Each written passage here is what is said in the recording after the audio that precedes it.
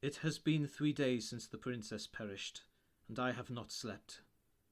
I do not know that I shall ever sleep again. The Mother is merciful, I have always believed, and the Father above judges each man justly.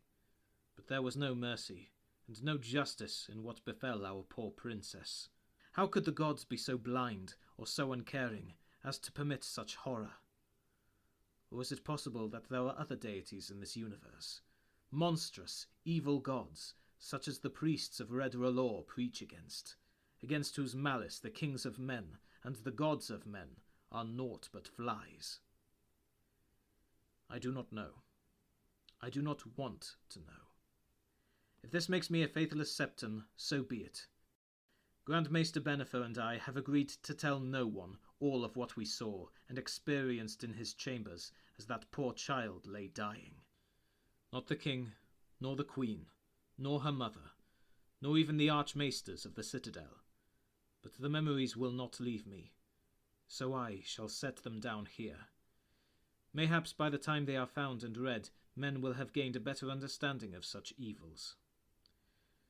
We have told the world that Princess Aerea died of a fever, and that is broadly true. But it was a fever such as I have never seen before, and hope never to see again. The girl was burning. Her skin was flushed and red, and when I laid my hand upon her brow to learn how hot she was, it was as if I had thrust it into a pot of boiling oil. There was scarce an ounce of flesh upon her bones, so gaunt and starved did she appear, but we could observe certain swellings inside her, as her skin bulged out and then sunk down again as if... No, not as if, for this was the truth of it. There were things inside her, living things, moving and twisting, mayhap searching for a way out, and giving her such pain that even the milk of the poppy gave her no surcease. We told the king, as we must surely tell her mother, that Aerea never spoke, but that is a lie.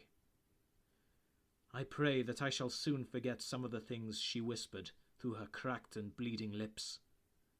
I cannot forget how oft she begged for death.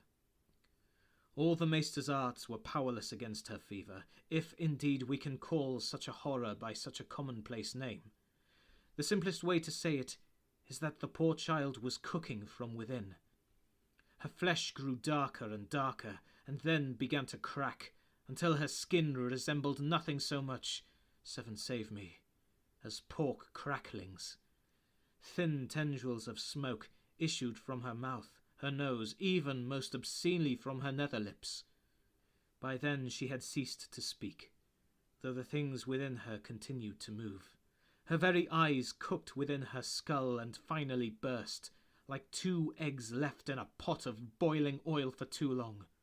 I thought that was the most hideous thing that I should ever see, but I was quickly disabused of the notion, for a worse horror was awaiting me. That came when Benefer and I lowered the poor child into a tub and covered her with ice. The shock of that immersion stopped her heart at once, I tell myself. If so, that was a mercy, for that was when the things inside her came out. The things, Mother have mercy. I do not know how to speak of them. They were worms with faces, snakes with hands, twisting, slimy, unspeakable things that seemed to writhe and pulse and squirm as they came bursting from her flesh. Some were no bigger than my little finger, but one at least was as long as my arm. Oh, warrior, protect me, the sounds they made! They died, though. I must remember that, cling to that. Whatever they might have been, they were creatures of heat and fire, and they did not love the ice. Oh no. One after another they thrashed and writhed, and died before my eyes, thank the Seven. I will not presume to give them names. They were horrors.